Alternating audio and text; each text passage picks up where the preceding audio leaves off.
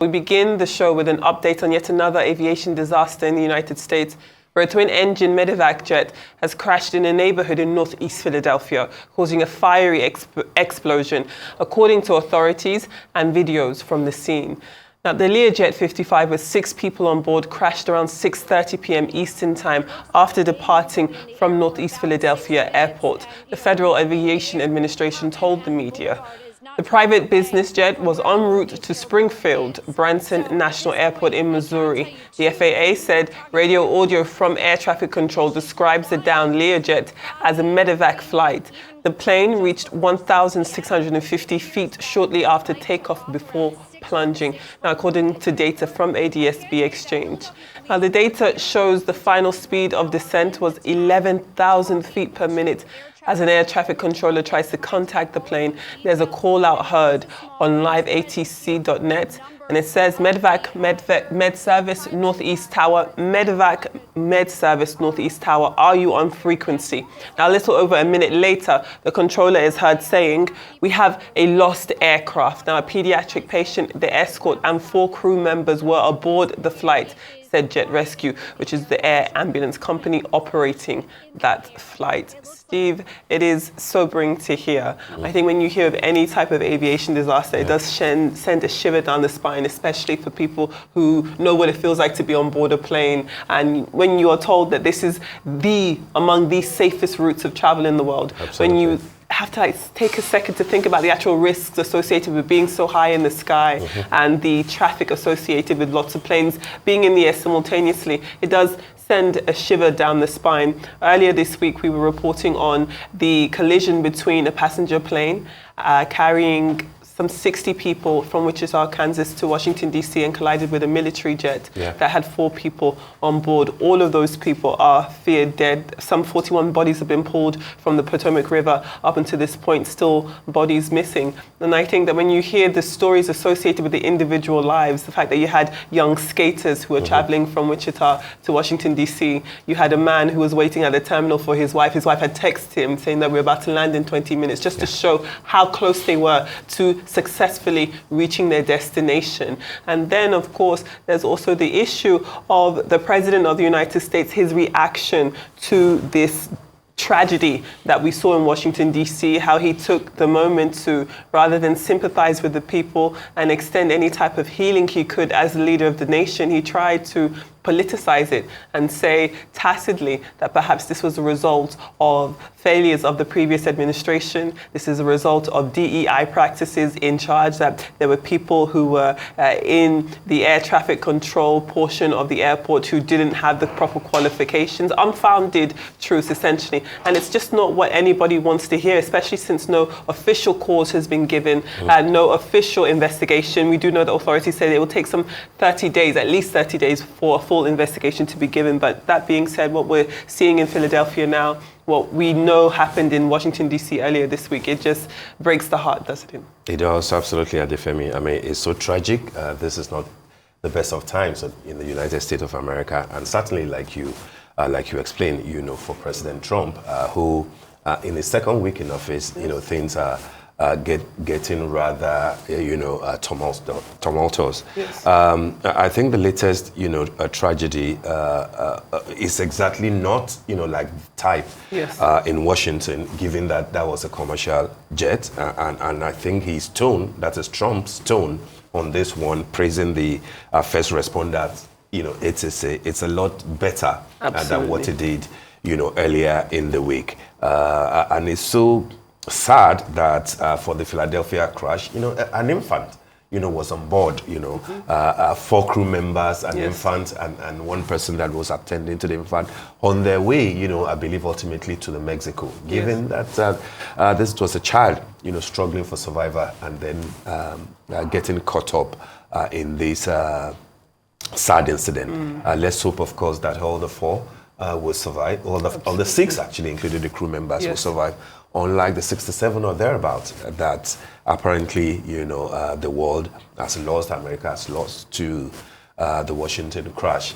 It's such a shame. The lesson there will be that, America, that is vaunted as the #1 when it comes to standards and control, will have to do a lot more without the leader, the so-called leader of the free world, giving excuses and jumping right in the middle of the situation. I hope that by the time that the full report of the two incidents, come out, maybe Trump will have learned a lesson or two in being circumspect, in not rushing, to judgment, and realizing that he's no longer campaigning for an election. Right. You now have to lead, and you have to lead all Americans, including that. those that you derisively call, DEI. You have to be the leader to everyone. So it's tragic. Sympathies go, of course, to those who have lost their lives and those who are that the American system is struggling to ensure, that they stay alive. I hope that they get all the six out in one piece. And from there, let's get closer home for the week that was, when we take a look at the top stories that made headlines around the globe this week. The long-running crisis in Nigeria's main opposition, People's Democratic Party, took a violent turn on Wednesday when a meeting of the Board of Trustees descended into a free-for-all in Abuja, the country's capital. Two officials of the party have been mentioned as the linchpins of what has been described as an unmitigated show of shame. Senator Samuel Anyanwu and Sunday Ude Okoye, and the squabble, according to reports, was over the position of National Secretary. The coalition of opposition lawmakers made its position clear on the matter.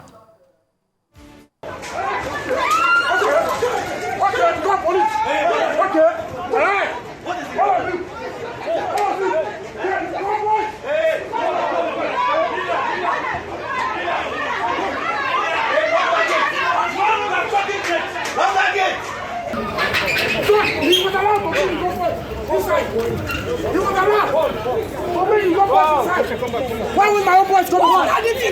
Okay, you are taking me.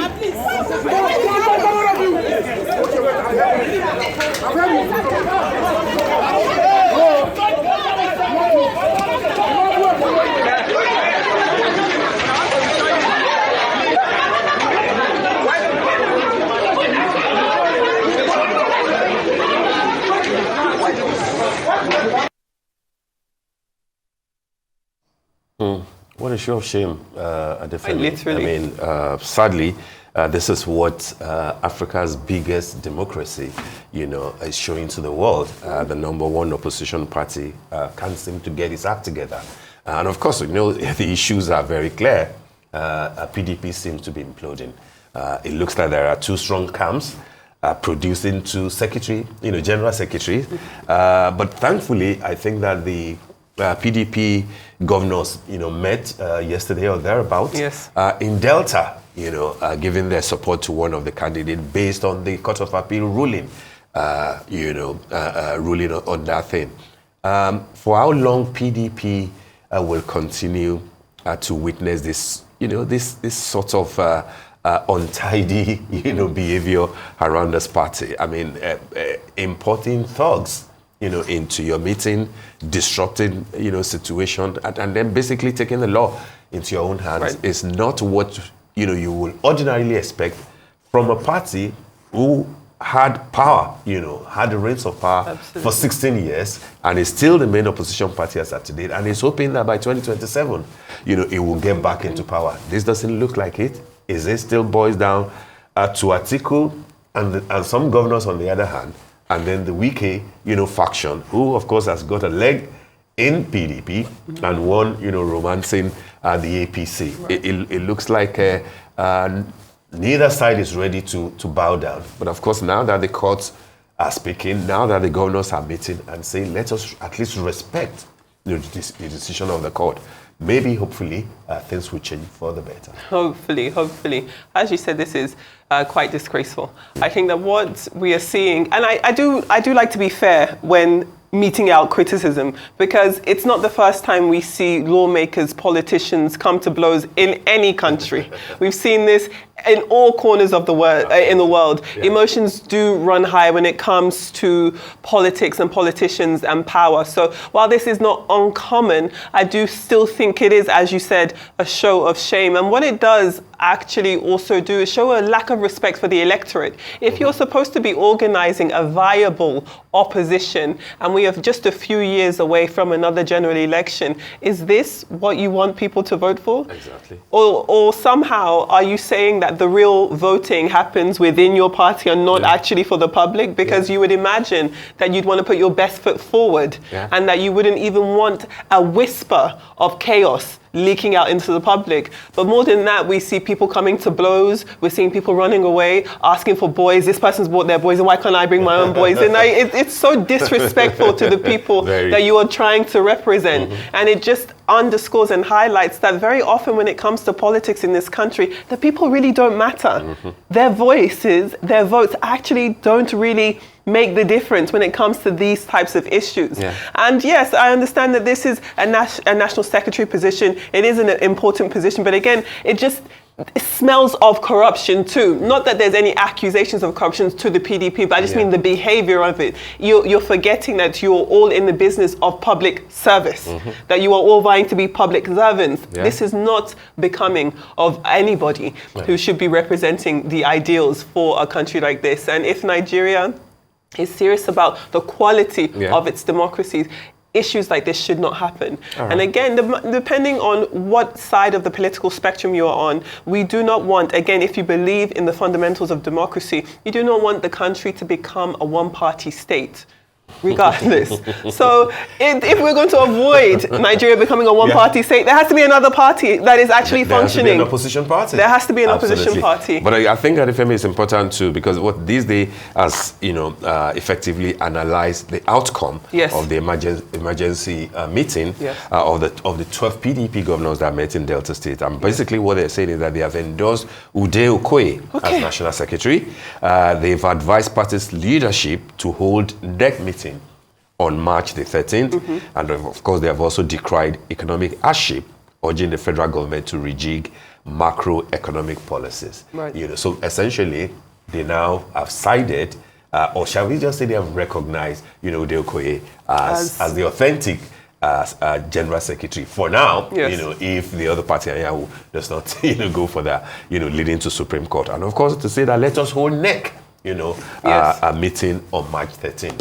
Hopefully, maybe that will give some form of sense and direction to this party that it looks like. I mean, by the time we'll be speaking with one of our guests today on the idea of coalitions, etc., what sort of a role would PDP be expected to play, given that the internal crisis that is facing is also a major factor. All right, Yvonne, we're wagging our fingers at you gentlemen. Hopefully get their act together before long. But like as you said, there should be peace on the horizon very soon.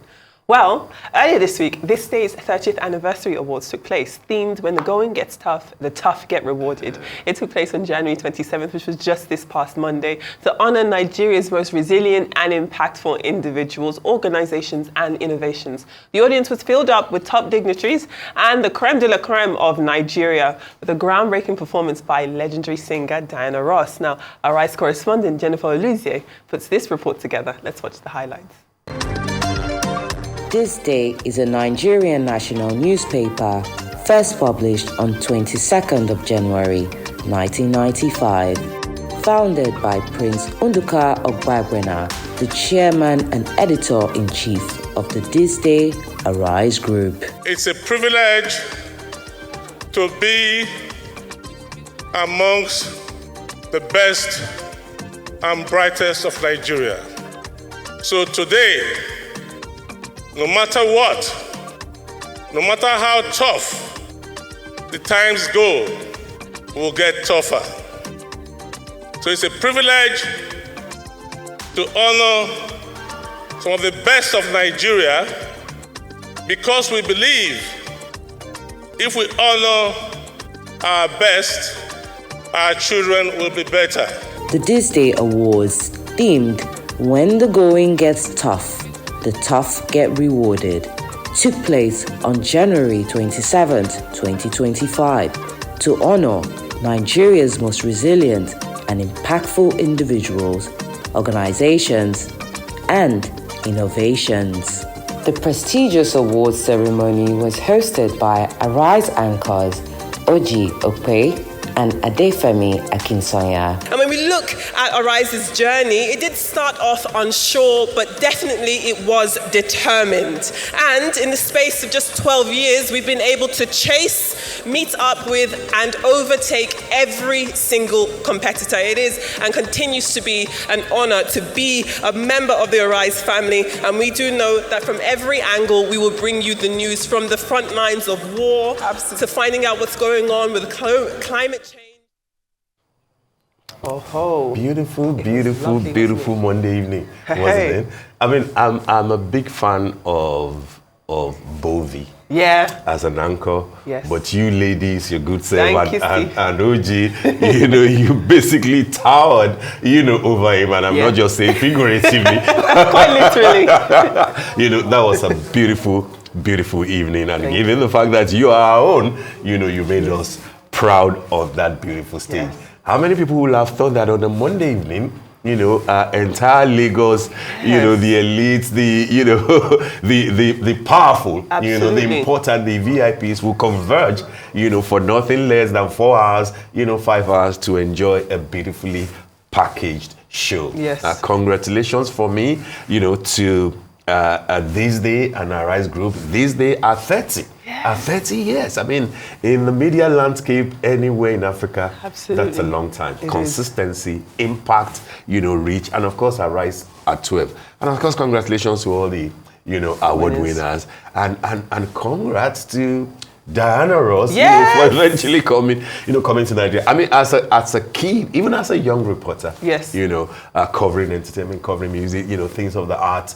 Of course, one of the things that you look forward to would be that one of these greats, like Diana Ross, yes. you get to see her perform and cover the event. And lo and behold, Diana Ross dishing it out Absolutely. at 81 in March. 81 in March.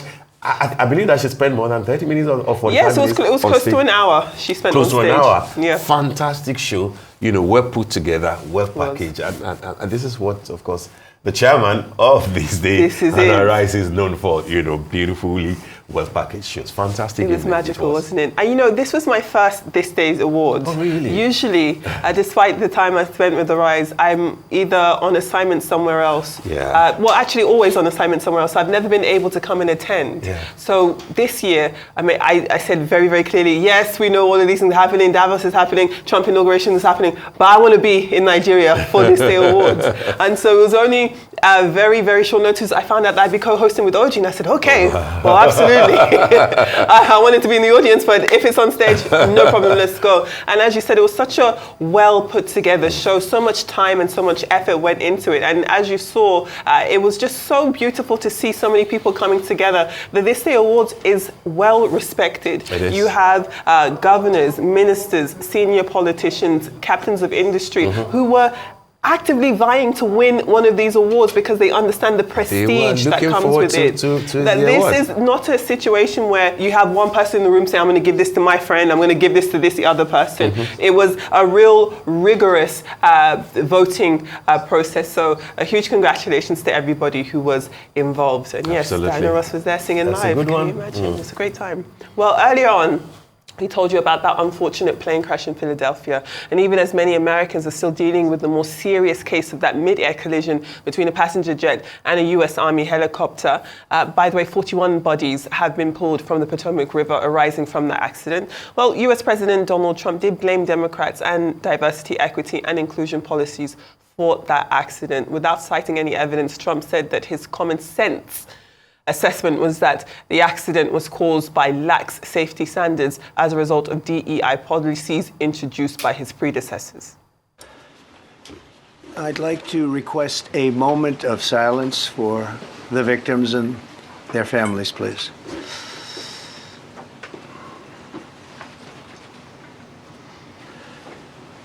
I speak to you this morning in an hour of anguish. We are one family, and today we are all heartbroken. We're all searching for answers. The FAA is actively recruiting workers who suffer severe intellectual disabilities, psychiatric problems, and other mental and physical conditions under a diversity and inclusion hiring initiative spelled out on the agency's website. Can you imagine? Are you saying this crash was somehow caused and the result of diversity hiring? And what evidence have you seen to support these claims? It just could have been. We have a high standard. We've had a much higher standard than anybody else.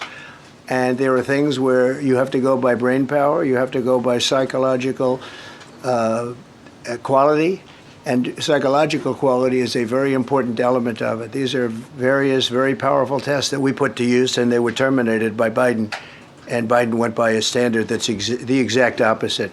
So we don't know, but we do know that you had two planes at the same level. You had a helicopter and a plane. That shouldn't have happened. Mr. President, you have today blamed the diversity elements, but then told us that you weren't sure that the controllers made any mistake. You then said perhaps the helicopter pilots were the ones who made the mistake. It's all under investigation. I understand that. That's why I'm trying to figure out how you can come to the conclusion right now that diversity had something to do with this crash. Because I have common sense. All right, well, I mean, we spoke on Trump, earlier, and we did condemn, his approach and attitude to what has happened, not in Philadelphia, but in Washington, But let's hope, of course, that because there's another issue in Philadelphia, let's hope that this position will be a lot better. There we are. All right.